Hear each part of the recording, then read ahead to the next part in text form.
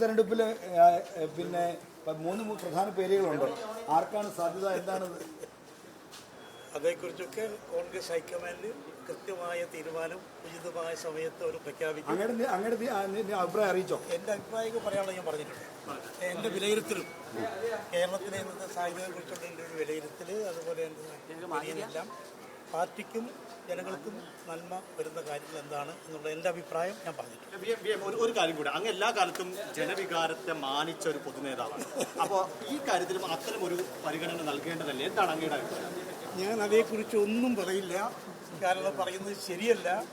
എനിക്ക് പറയാനുള്ളതൊക്കെ MLA-മാരും പിന്തുണ മാത്രം നോക്കിയാൽ മതിയോ? ജനവികാരം ഒരു ഫാക്ടർ അല്ലേ?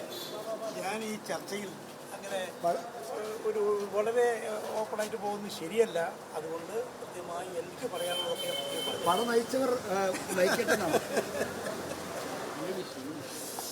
Okay, thank you very much.